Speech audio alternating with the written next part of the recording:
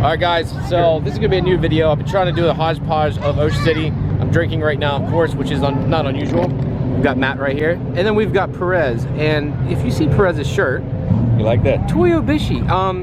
Perez, can you explain to the people real quick what the shirt? What's the shirt mean, bro? It's pretty much Mitsubishi body. With a Toyota. What? Mitsubishi. Missed the bitch. Body.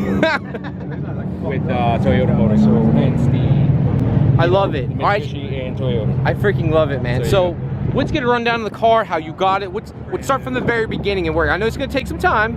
Let's start there. Sorry to interrupt the video, guys, but I have to talk about this little guy. Yes, this is an ad, and I always do something very personal and stuff when it comes to this stuff. This is a Cove speaker. Now you're gonna be like, what is a Cove speaker, Ryan? Why are you blowing out my feed right now with this? Well, it's real quick and easy. Bluetooth speaker, great for me, I use it at the car events a ton. So if you're like me and go to car events, the beach, anywhere that's not your house, these things come in handy. And the best part about it is, has a little subwoofer bit onto it. So it is very, very loud, especially like me who likes hip hop music.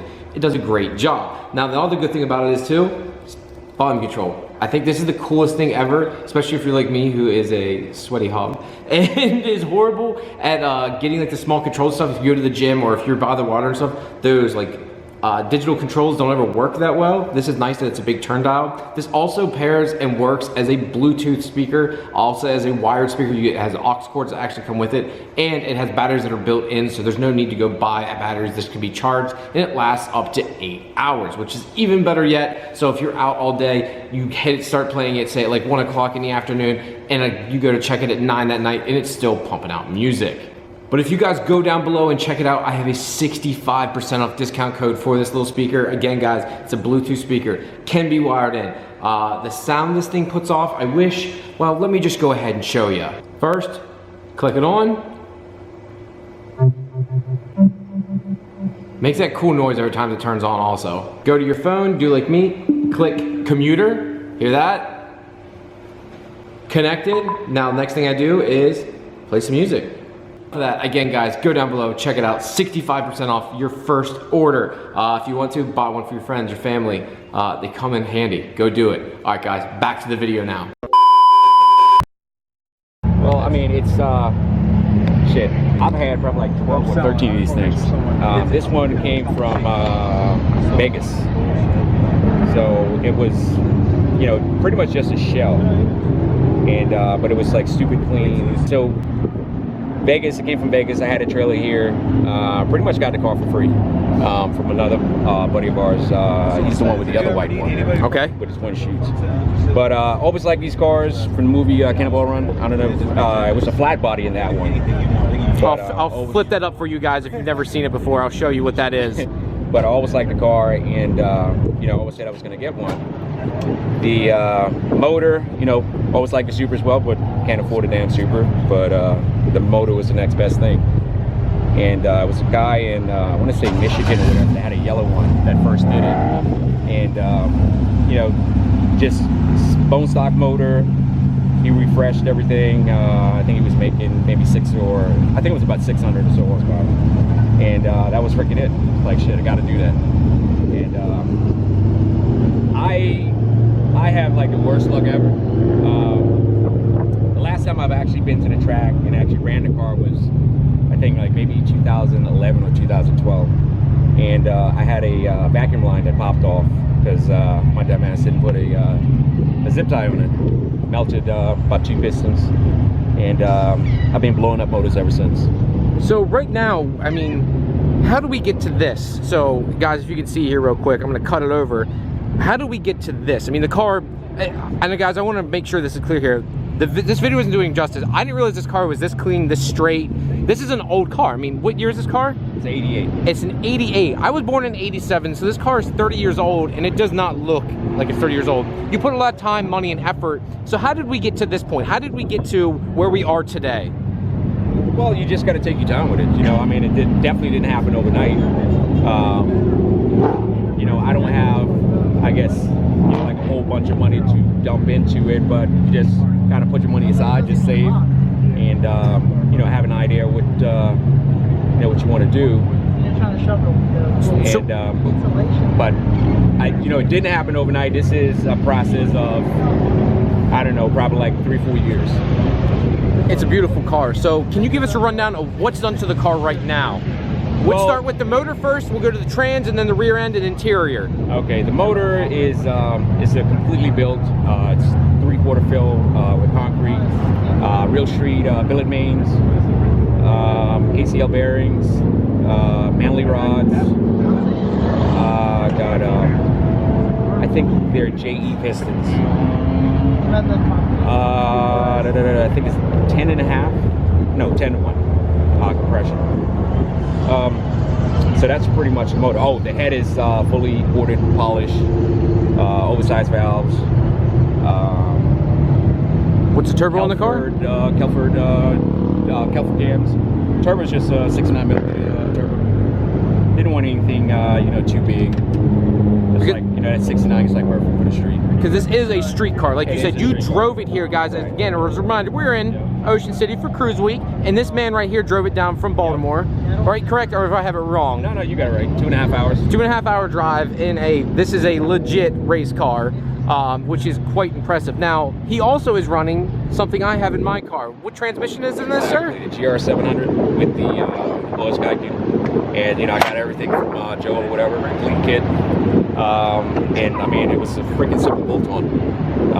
It works really well, and it feels like a freaking new car. Just with having that transmission in there, it shifts really good, smooth.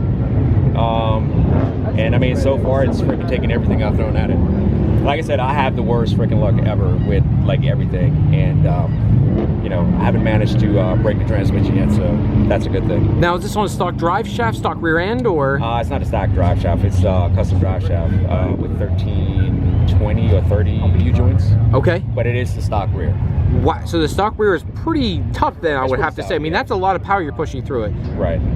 It's pretty, I think the key with the stock rear is I'm running Redline oil or whatever. Yep. You got to keep the gears cool. Once they heat up, then they start to, it doesn't last once they start to heat up. And so far, it's been good. And I have broken a lot of rears too, so. It is a clean car, Perez. I can't thank you enough, man. Thank you for talking about the car, brother. I'll get this video up soon for you, man. And guys, if you want to, you can check him out on Instagram. I'll put his tag up right here, and you can go check him out. All right, guys, so we have Matt here, who is the owner of this beautiful, I want to say Conquest, it's not a Starion, correct? Conquest, correct. No, it's a Conquest, okay. So let's go ahead and break it down. How did you get into these cars? How did this all begin? Back when I was in high school, my friend got one, and from there on, I don't know, we just been into them. That's back when I was 17, I think I got my first one.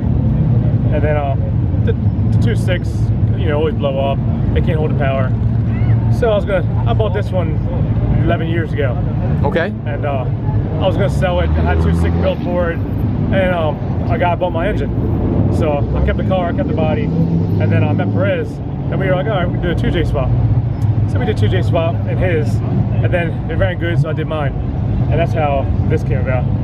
So that's how we got to what you see right now. So this car is not just, if you guys can see here, which I'll do a nice walk around for y'all here. I mean, this is not just a regular Starion. It's not even just a regular car in general. I mean, this is a drag car, as I would put it. I mean, they're not going into twisties anytime soon with it. This is a straight line built car, dedicated car. So what is all done? Let's start with the motor here, and we'll work our way back. Fully built motor, 3-liter, aluminum rods, waistcoat pistons. It's half filled. It's got extreme cylinder head, CNC head, big Kelford cams, 83mm turbo, and intake, everything else. Okay, now what injectors on this? I want to kind of get as much information as possible for the people so they can see what's going on with this car. It has 12 2150cc injector clinic injectors. Runs at 85. Pro EFI system, flex fuel. Turbo 400 trans. It has 4-link rear. So this does have a 4-link rear. 4-link with 4 9-inch. Okay. Custom front came member with Mustang struts, spindles. So it's specifically set up just for drag. That's probably about it for the engine. Now, what's now the rest of the car? Is this a factory color for the car, or what is this? It's an 89 Chrysler Conquest, and it's a factory Fiji blue. Okay, is this rare? Because I've never seen this color, and everyone mentions your car and they say blue, the blue Conquest, and everyone knows it's you. Yeah. Like when I say blue Conquest, I'm like, oh yeah, Matt. Like we know it's you. Yeah, it's a repaint, and everyone knows that's a blue Conquest. Yep. Vet killer tag.